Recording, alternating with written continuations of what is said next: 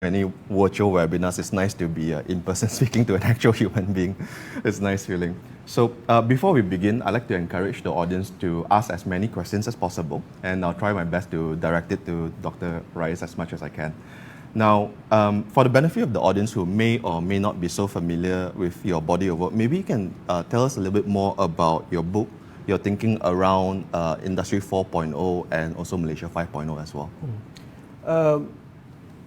4IR, I mean, everyone have different perspective about 4.0 IR.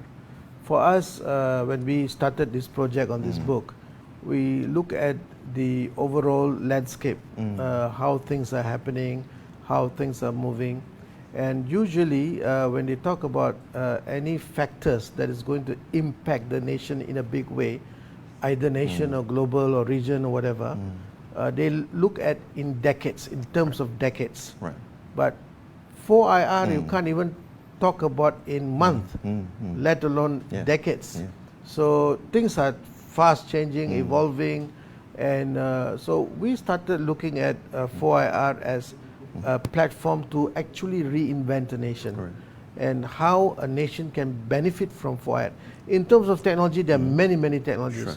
But how can technology best serve human being, not human beings serving technology? So that brings to the society 5.0, super smart society, super smart existence, and so on and so forth. We know now, as many of the reports have stated very clearly, that even in the field of finance, for instance, the types of jobs that is going obsolete is growing by the day. The number one job that is going obsolete these days are accountants, because when you have AI introduced into the entire process, you may not necessarily need finance, accountants, and so on. Banks in America, for instance, banks in Europe, for instance, they employ more IT guys than what we call the traditional accountants and all that. And the ratio is about 70-30. So things are changing very, very fast. Now, if nations do not embrace 4IR, then they will be left behind. So it is very critical for every nation, every country, to reassess, reinvent their thought processes in terms of implementing 4IR. Let's take, for instance, even in Malaysia, we have quite a disjointed 4IR policies, unfortunately. We have beautiful concepts, beautiful policies, beautifully worded what we call way forward, framework, and this and that. But when it comes to the implementation, there is quite a hiatus, quite a gap. So these are the things that we need to address and address quickly, because time and tide wait for no man. And especially in this field, which when things move super fast, it's not like the things are not the same anymore. So yeah. So to me, 4IR is here to stay and will continue to move on. And as we speak, we have started a project, the next book project, which is 5.0 IR. Yeah, and we are already moving on to the next number. We are thinking the next phase. But the society 5.0 is a very important thing, because many a times we are so engrossed in technology, so engrossed in the wherewithal associated with the technology, we forget the human part. So how best technology can help human, I think that is very critical. In Japan, Madam Yuko started talking about Society 5.0. And obviously in Japan they have a rich culture of manufacturing excellence. And that manufacturing excellence data, the big data, is used to navigate the new way forward with regards to Society 5.0. Okay, what do we have in Malaysia? We have a lot of things in Malaysia, but it exists in silos, and it is not seen as an integrated whole. So I think there has to be a massive recalibration. We can learn from what Japan, I mean, anyway, we had Lucky's policy, so on and so forth. We can learn from them, but we need to have our own Malaysian 5.0 vision. And while Japan writes, talks, and also to a certain extent implement, China is way ahead implementing. I mean, if you look at 4R implementation in China, you'll be, I mean, it's amazing that the space is. We wrote about digital money in this book sometime mid last year, as I was telling you before my quadruple bypass, but it is a reality now in China. Yeah, already piloting, right? Yeah, and the thing is, things are moving so fast, and Malaysia really need to recalibrate their speed in getting things done. Again, you may have it all beautifully written, but how fast can it, from the concept, from the paper to actually implementation, to benefit many, not the few. But I think you're right in pointing out the breakneck speeds, right? Especially now you have COVID-19 kind of accelerating everything even further. I mean, when we're trying to monitor the news, so sometimes we have a hard time of keeping up with what's going on. But I definitely love to go back into the conversation of digital currency as a whole a bit later, because that kind of reshapes how we think about money in the first place, and I think that's quite interesting to talk about. So I guess my follow-up question to you, in all these grand visions and grand concepts, what role does fintech play in all of this thinking? It is very important because to me, we talk about inclusiveness so much, whether it's digital inclusiveness, financial inclusiveness, and so on. We know, as a matter of fact, from the developed countries to the less developing countries to the developing countries, the one big issue is income inequality, a disparity of income. And whenever this becomes big, then French Revolution will happen. We do not want that. Let's hope not. Yeah, we do not want that, right? So there must be, all these things can be used as a tool to bridge that gap. Let's take a very simple example. I like to give a real life example. I mean, we can go into abstracts and all that. That one, please read the book. I'm talking about real life example. Machi Salma in Pangkor, for instance. She has been perpetually in poverty, right? But she has a very good product. What product is that? Ikan bilis mata biru, right?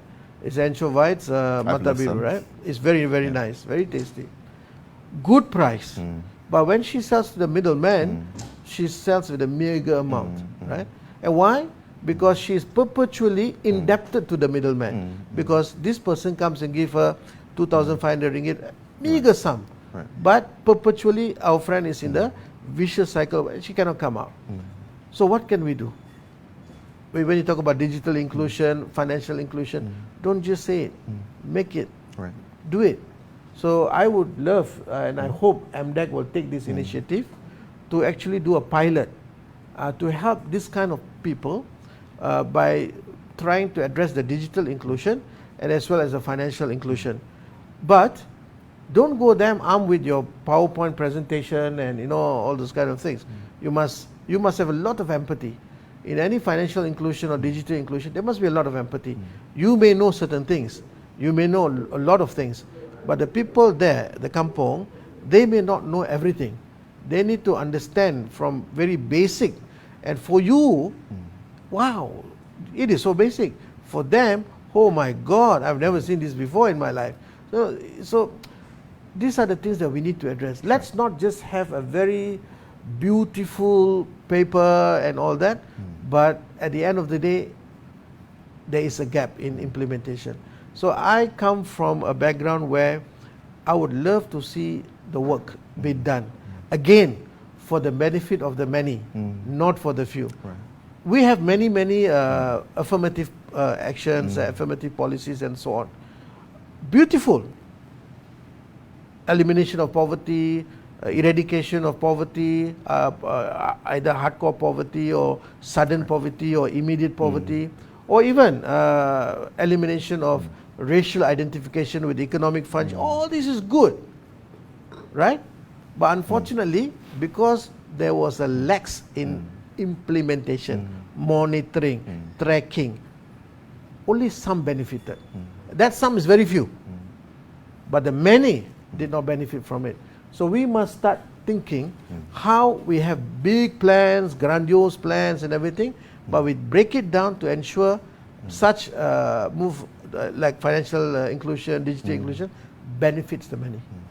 I think there's some poignant points there in the sense that, you know, when we see in our little technology ivory towers, we think about what cool stuff are we working on. Maybe sometimes there's not enough time being spent thinking about how that actually translates into society, right? But I think, you know, even in MDEC, there's a few good initiatives I've personally observed as well. I mean, recently with the whole COVID-19, you have the whole digital versus COVID, you have the P2P lenders and all the other alternative financing to actually help out some of the small business to actually be able to raise capital to continue their business. So I think that's some of the good areas that you are working on. I think we have some questions that are coming in. First question from one of the audience member is actually to look at what is the strategy of MDEC to nurture local fintech ecosystem. And I guess that's juxtaposed against Singapore's support from the government and Indonesia's fast-growing market. Okay, this is something that we've also addressed in that book. Right. I think the question is very, very legitimate question, very valid question. Have you heard of a company called Grab? Yes, I think we're all familiar with that. You know Grab? Yeah. Right, yeah. Okay. That company started in Malaysia. It did. Right? Yeah. With a little seed funding from the red-coloured bank. Right? The big red-coloured bank. Then they tried to raise some more fund. But guess what happened? They couldn't get it. So then, a country down south, without naming names, and took them in, and today it has become a, never mind, let's name them, Singaporean company. Singaporean company. But it all started in Malaysia. It did. So I think when we talk about fintech and promoting fintech and enabling fintech, the ecosystem that we are providing must be complete. What do I mean by ecosystem? Not just the financial means or funding means, also the talents, also the regulatory support. Right. Everything must be in tandem. Yeah, otherwise you probably will attract good guys, and then after some time, these good guys will decide, okay, we try to do this, but we can't. We can try to do this, we can't. They get 3 or 4 knocks, then they will say, okay, let's look where other places that we can, and they will just go. And this is where we lost a company like Grab. So I think what we need to do is to reassess our ecosystem. The ecosystem has to be a comprehensive ecosystem, right from the government incentive, from the regulatory framework, from the funding capabilities, or at least enabling funding capabilities, and working with the local fund like the banks and so on, to be not to be completely risk averse.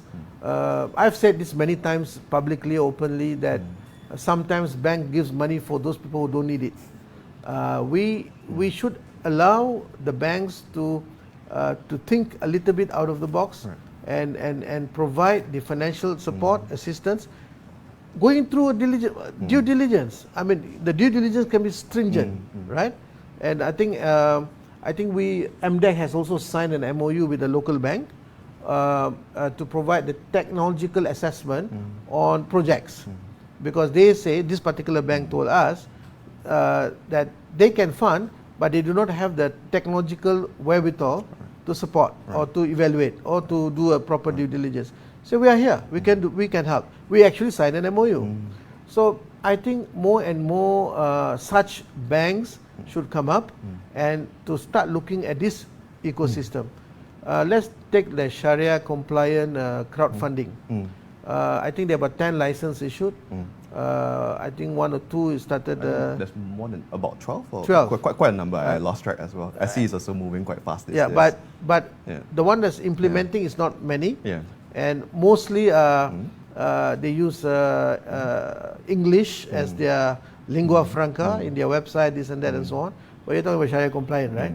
60% of them are Muslims. So, and who will be interested in Sharia compliant? The Muslims. So maybe we should start thinking to have that in Malay content, for instance. I speak English, I think in English, I have no issues with English, but at the same time, when you talk about Sharia compliant stuff, maybe your target market siapa? You need to look at that. You know? So these are the things that, but this ecosystem can only be built by continuous engagement with the industry players. You cannot work in silos. You cannot work in ivory tower. MDEC cannot feel that we know all, we know everything. Cannot. Those days are gone. Now, and the good news is that MDEC has rich talent, very, very rich talent with so much of knowledge, capabilities and skills to help guide this industry. And definitely MDEC will need help and support, definitely from the government, Sure. and more importantly from the industry players. And when the industry players talk, MDEC must listen. When MDEC listens and MDEC talks to the government must also listen. Then only you can complete the ecosystem where everybody's views are taken into consideration and trying to help each other so the Grab incident will not happen again. And I think there are several very good points you bring up, right? So we talk a lot about funding, and particularly in Islamic fintech space, I think there isn't a lot of VC that is very much focused on Islamic fintech. I know MDEC is working with a few, like Gobi Ventures, who's kind of launching a fund for Taqwa Tech and whatnot. Are we doing enough in this space to facilitate more funding for some of these innovative ideas, whether within Islamic fintech and also just the startup ecosystem as a whole? You see, Malaysia is known for Islamic finance worldwide. Yeah, that's In true. our global Islamic economic index, we are ranked number 1. Can you imagine? Yeah. Even UAE and other countries are number 2. We are number 1. Yeah. We have to take advantage and leverage on our such huge branding that we have and bring down and get things like Islamic fintech done. Let's talk about this crowdfunding, Sharia compliant crowdfunding. There are some numbers, statistics says that there's a shortage of almost 80 billion ringgit funding requirement by the SMEs. 80 billion ringgit. And how much they managed to raise so far? 8 billion ringgit. Big gap. So 80 minus 8 is berapa? It's a lot, right? But why this gap cannot be breached? Cannot be breached because these guys, again, they go through due diligence, they go through all the normal stuff, but this is Sharia compliant crowdfunding. Now, likewise, like Sharia compliant crowdfunding, there are many other instruments they can ride on Islamic fintech. These are the things that we need to sit down and really talk about it openly and transparently between industry players and MDEC and see how best we can help and accommodate. I think Malaysia should really take advantage of this. Remember, 2.2 billion Muslims worldwide. It's a huge market. Yeah, I mean, boss, what are we doing? 2.2 billion Muslims worldwide, and Malaysia has a very strong branding. Even like, for instance, let's take an example of halal sector.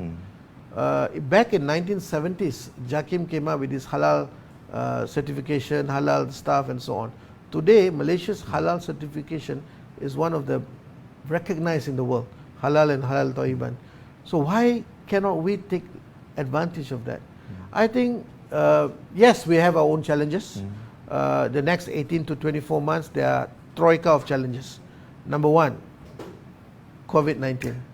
Please, guys, we have not finished with COVID-19. It is still there. So social distancing mask is very important.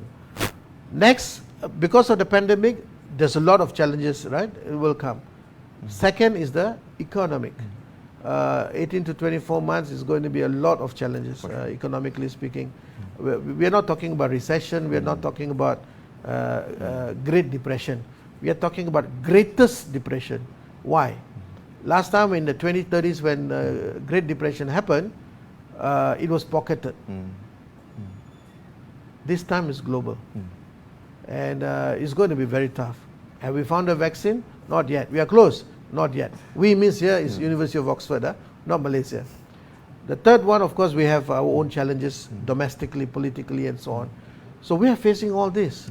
So we need to, for the first time, think out of the box seriously, because we are facing a very unprecedented circumstances, right? So to face unprecedented circumstances, the solution cannot be precedented. It has to be changed, right? Economically speaking, we are what country? Tourism country. We are what country? Oil and gas country. We are what country? Trading country. In all front, guess what we are facing? Problems. Yeah.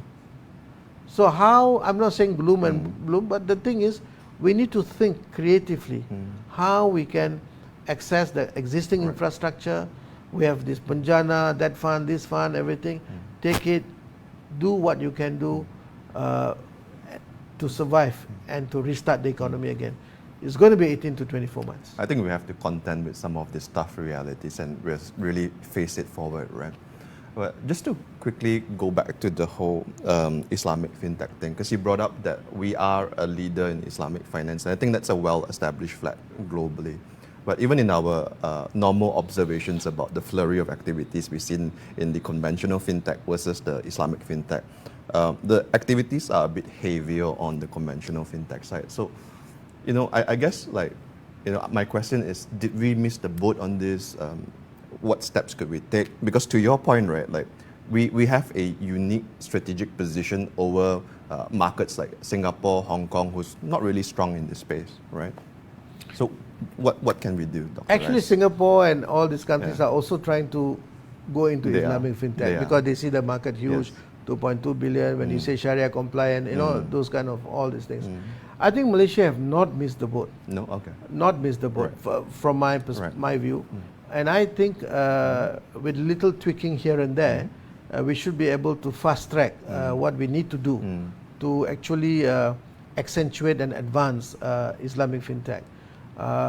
We have universities in Malaysia. We have talent pool. Many of our talents are working in Dubai. Many of our talents are working in Bahrain. These are the countries that are making a big challenge on the Islamic finance front with us. So many of us, these are talents who left.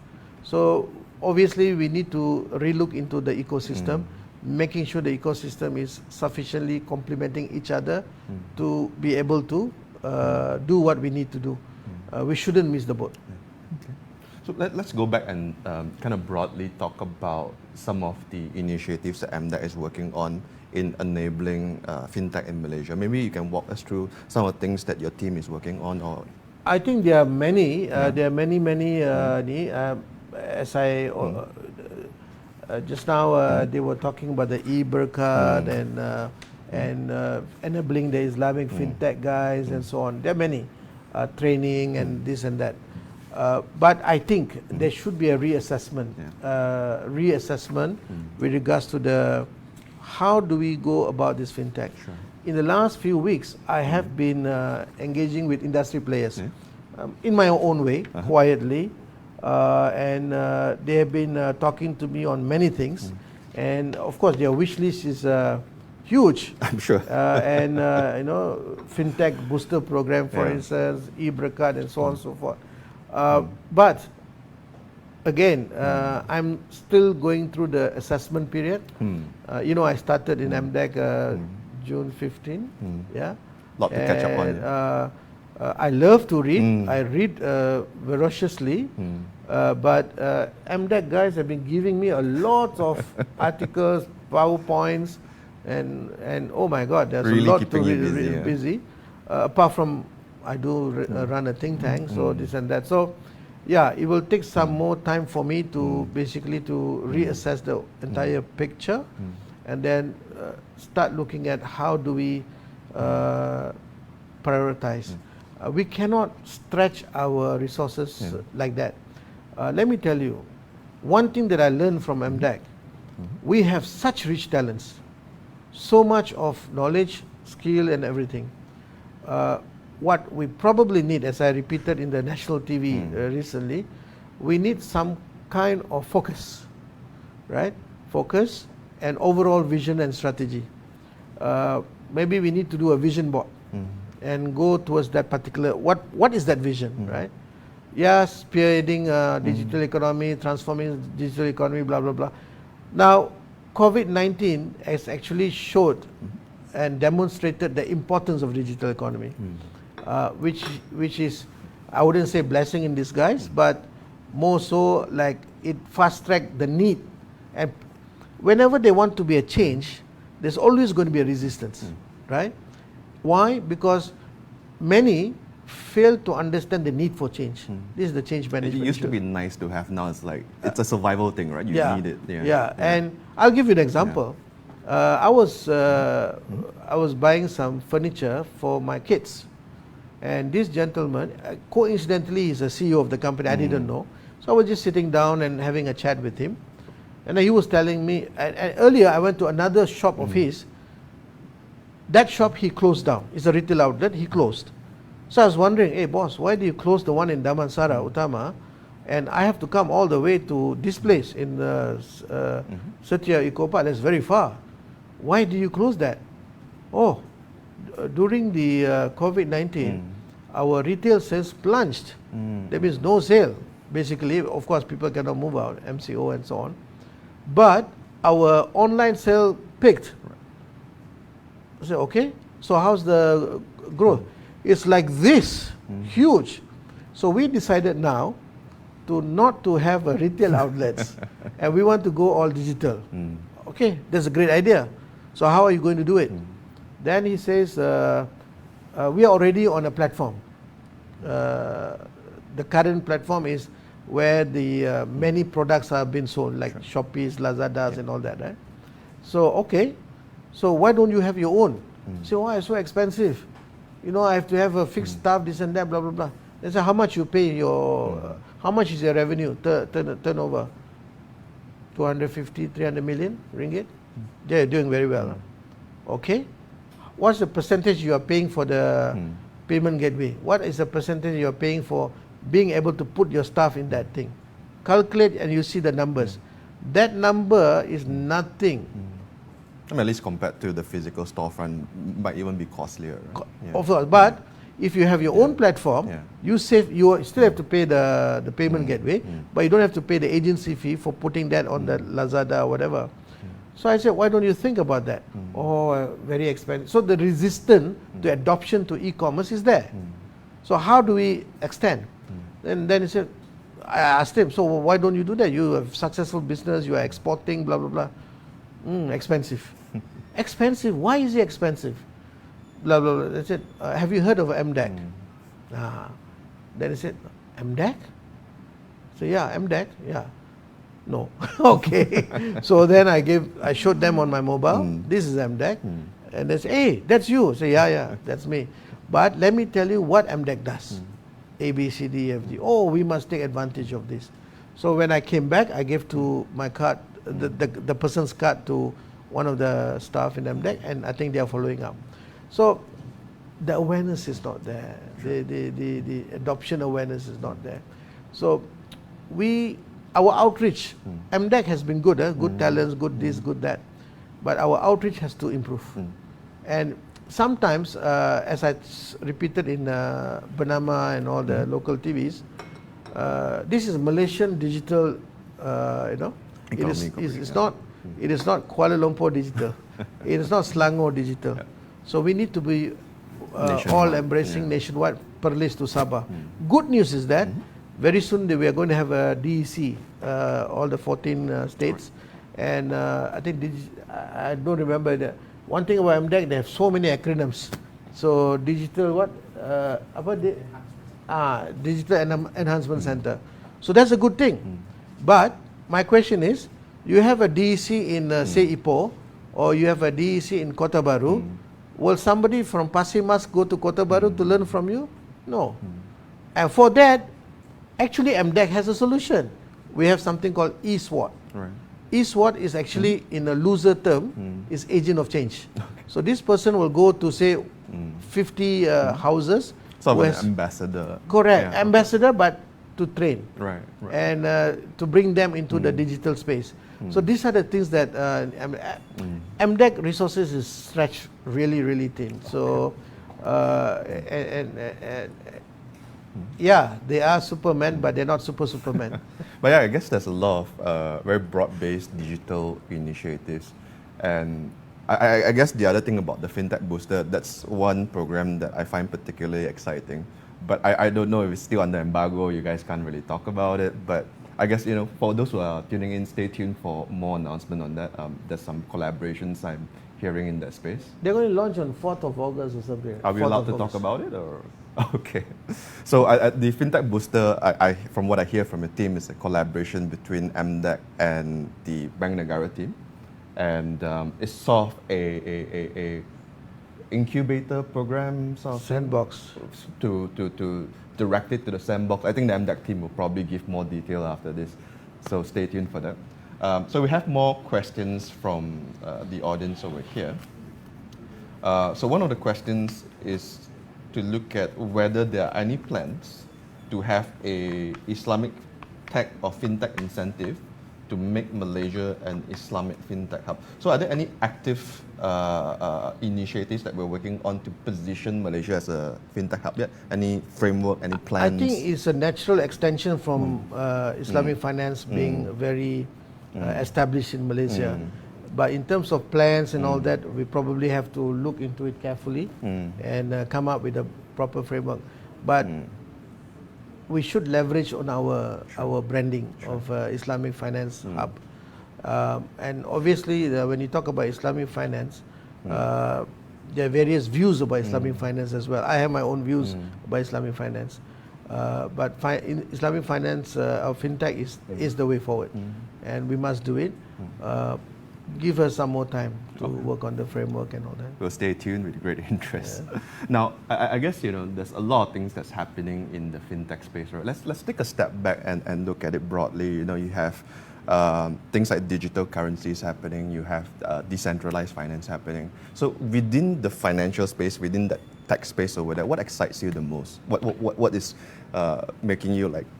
I think when you move away from the traditional financial framework, where fiat money and fractional reserves and this and that, so I think that is going to be a big challenge for fintech of this nature, with digital currencies and so on. I was speaking in a conference in London just in October and last year, and wow, the resistance to digital currency is like massive. And this is a digital, but they invited economists. When was this conference? It was in October last year. October last year. They even used quite harsh words to describe digital currency. But this resistance largely from the traditionalists.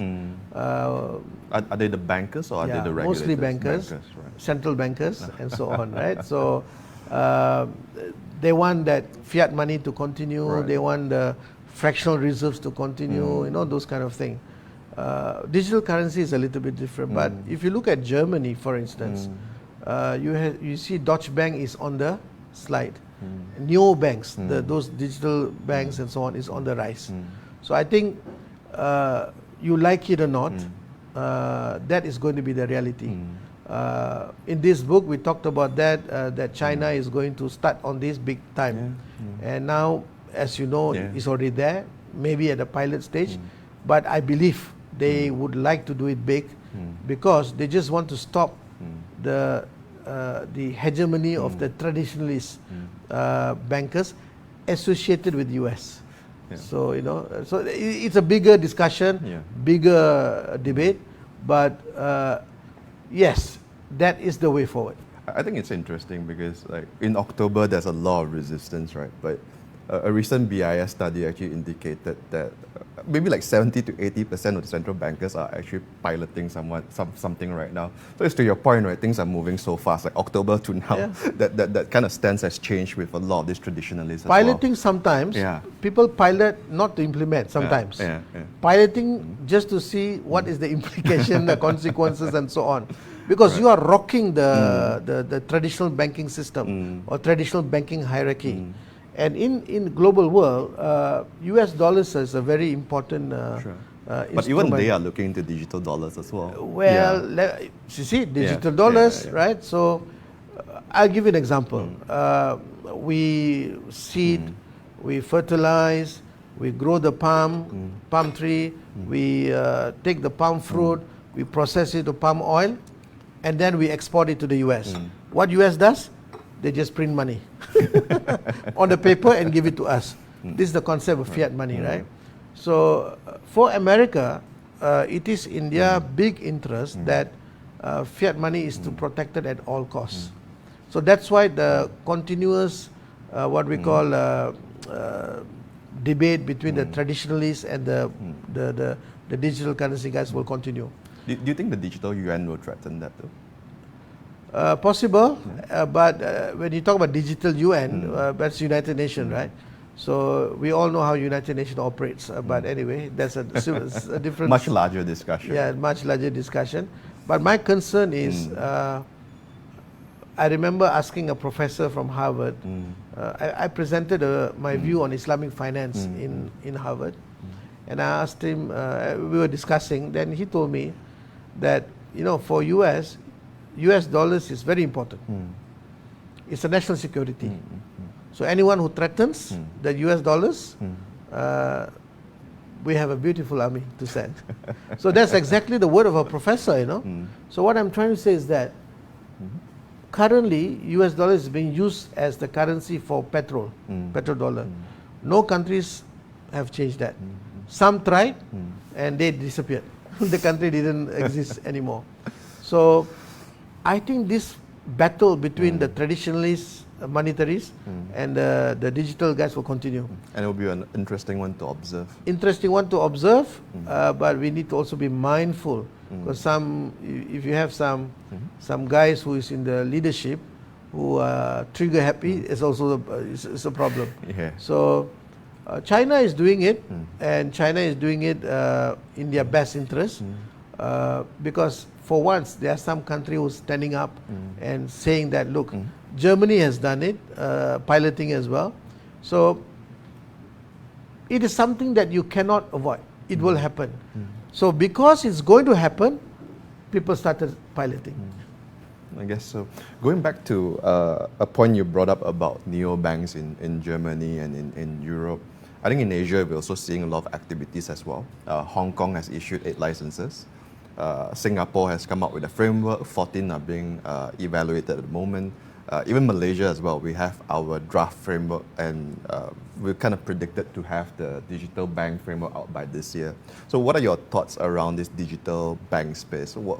I think they are going to award 5 licenses in Malaysia, and I think it's a way forward. It should be that. But the good news about Malaysia, we always have very tight regulatory framework.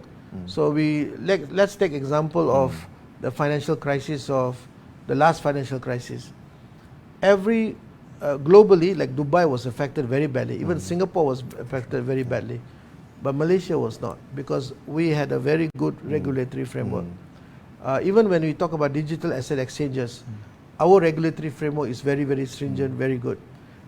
So that, in fact, many countries use ours as our benchmark for them. So I think so long the regulatory framework is tight enough, because sometimes you make it too loose, it can impact the economy. And given the current circumstances, we do not want such issues coming up. So I think the 5 licenses that's going to be awarded, I think they're evaluating, there are people submitting and this and that. So let's hope, but that is the way forward to go. What value do you see these digital banks bringing to society? It's huge, because this is obviously the digital inclusion must be also addressed. If you don't, but our Malaysian population, about 75% of them have bank accounts. So that's a good start. That's a very good start. So now we need to take that next step in bringing them into the mainstream. How do you bring them to mainstream? Don't scare them with all this PowerPoint and all that. You have to engage with them with greatest amount of empathy. If you sell like this, your returns is twice rather than you sell to a middleman, for instance, and try to bring them out of the poverty. This is all a very serious engagement that has to be made, and I think the DEC is going to play a very, very important role. I'm trying to get the Prime Minister to launch it, and I've briefed him about the importance of DEC, and of course there's going to be some tweaking. We want ambassadors. We cannot open one in Ipoh and expect somebody from Greek. Greek is the northern part of Perak. Many people don't know. You would think like, is it? Greece. This is Greek or Lenggong to come to Ipoh. Hey, I want to study here. They will not come. We have to go. Outreach. outreach. We need to do more outreach work. So For sure. this is something, because many people knows what MDEC is doing. Likewise, many people may not necessarily know what MDEC is doing. So we need to have simple messaging and targeted and specific. This is important, because without outreach, people do not know what is happening. Grant, I mean, MDEC has been given quite a lot of grants. The grants, some are saying that they do not know about the grants availability. I say go to our website. Apparently we have many websites, so we need to address that. We will have one website going forward, and these are the things that we need to do some. But the good news is that the talents that we have can do it.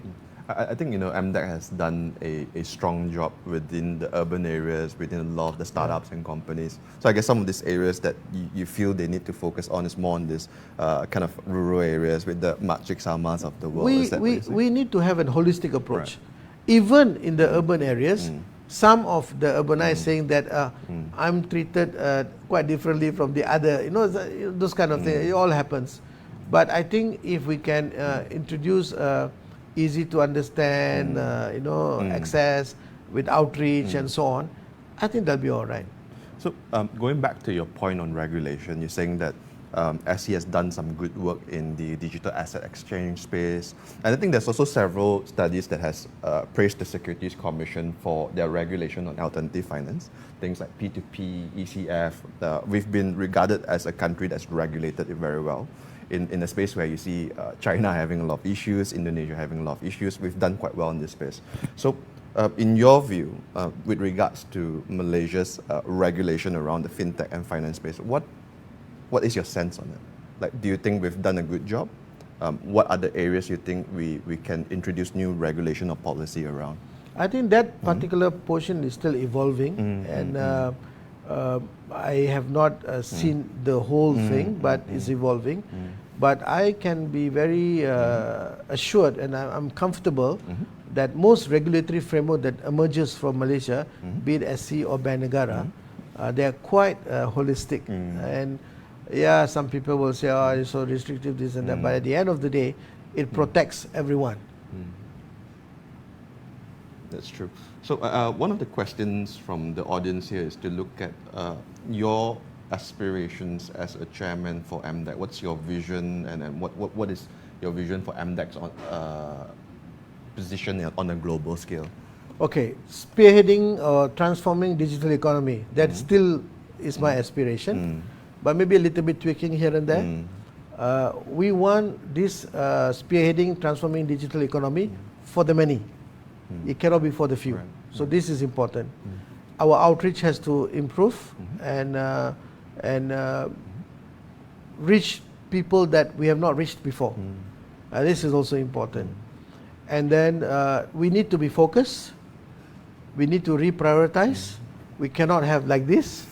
And we need to work better with other agencies, inter-agencies. We need to work with remember, MDEC works with multiple ministries, multiple agencies under multiple ministries. Not easy task. The CEOs and the team is doing an extremely fantastic job. So sometimes they are stretched. So we need to really, really focus. And maybe things that is not our core competency or should not be in our plate should be hived off and given to some people who can do that. We should be focused on the digital economy. Of course, nowadays, when you talk about digital economy, there is no encapsulation. It is quite across. Sure. But we need to prioritize. If we don't prioritize, then they say what, jack of all trades, master of nothing. So we don't want to be that. Right. So moving forward, have you, because you've only started being the chairman in June 15 around there. Have you sat down and kind of line up the priorities, or that's still something that you are sitting down with the team to discuss about? I have actually sat down with most of the team as a group and as one-to-one to understand. I'm learning. I cannot be, just because I co-authored a book, that doesn't mean I know everything. So I want to learn how the MDEC guys are operating. And I'm happy to say that they are rich in talent. They can do more, of course. And I think we have the right blend of people and right blend of resources and intelligence in the company, in MDEC. What we need to do now is to look at as I said, I'm probably the only chairman who goes to office every day. And last one to leave. Last one to leave means I leave office around 9 p.m. And why I'm doing that is because I really want to make a change. But make a change for the many. If you remember, I keep on repeating the word for the many, not for the few. It is very important because MDEC has very noble objective, noble intentions. And I think the other part of it, if we don't do, we are going to have a big problem. Malaysia as a whole. For sure. Digital economy is the way forward. It's already now. If you don't do it, the book tells you how to reinvent a nation, how to put human at the center, not the technology. So these are the things that can be done and must be done. And for that, we need prioritize and focus and all that. You can't do everything. If you start, there's only so much resources, right? If you, pity them, they are overstretched. Have you had the opportunity to interact with any of the fintech startups, fintech entrepreneurs since joining MDEC? What I do is that every day I dedicate 2 or 3 hours to meet up anyone who wants to meet me up. Right. Okay. If there's necessary to meet up. Once you say that, you'll be up until 6 a.m. from now on, I think. And they come to the office, and I hear them. I listen to them attentively, and yes, I've the Sharia compliant crowdfunding guys came. Some people who started a platform for agriculture product came. Few others. I've met with the PICOM guys, SMEs associations and so on. They are rich with opinions, suggestions, and very passionate about it. For sure, yeah. Right? And I've met very successful guys worth millions, and I've also met people who have gone bankrupt because they started initiative like this, but they didn't succeed. But the good news is that they want to meet, and I make the time to meet, to listen, to understand what is their real issues. So I get a wide spectrum of feedback. So I told my minister that give me 2 months, I'll come up with a plan. So yeah, we'll look forward to that plan. But meanwhile, are you able to share with us some insights on what are some of the key issues you've identified from this conversation? I think what they are saying is that MDEC, they agree with main things like talents, this, that, everything is okay. They're doing helping good, blah, blah, blah. That's all right. But of course, MDEC talents are themselves stretched. So sometimes they do not get the attention that they need, and so they will tell their views, perspectives, and so on. But I think once we put in store very specific SOPs, standard operating procedures, transparent processes for, say, grants or grants administrations. Once all these things is in place, it's in place now, make it more transparent. And then I think all these issues will be more addressed. But it must start with focus. If you are not focused, you end up doing many things, and sometimes you overlap each other. And once you start overlapping and so on, instead of having a productive discussion, you have angry WhatsApps. So, Okay. So it appears we only have about 10 minutes left. So maybe we will close off with some final thoughts if you have anything to share with the audience today, Dr. Rais. I think MDEC is here to serve everyone. Please feel free to engage us. We are working on trying to have one website very soon.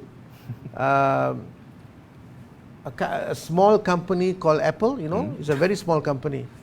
Apple, and they have one website. We apparently have more than few websites. So we need to integrate that website. All information flow will be open for everyone. There should not be any exclusivity in accessing information. And we have good talents, very, very skillful, knowledgeable, and with the right abilities. they are passionate about what they are doing. So we just need a little tweaking, a recalibration, and MDEC is there to be able to. My office is open. Yes, with the right priorities, please. And I'm willing to listen. I read a lot, so sometimes if you cannot see me, I have 4 weeks pre-booked. Oh wow. With appointments. Right. Only because I said I cannot say no to them. After this session, you might have another 4 weeks pre-booked. But some of them are realistic enough to email me, and then we have a chat. Then I channel it to the right. And why we are doing this, because there should be an outreach. MDEC has to work on the outreach a little bit more, and we need to be able to relate to the society. And we are MDEC, not KL DEC or Selangor DEC. So that's important. Cool. So there are other cool stuff that's going to be happening. So like we spoke about the FinTech Booster, there's going to be another session with MDEC that I'm doing. So we'll keep you guys posted with more details on that. So with that, only leaves me to thank Dr. Rais for joining us and to thank all of you for tuning in today, and have a wonderful rest of the day. Thank you.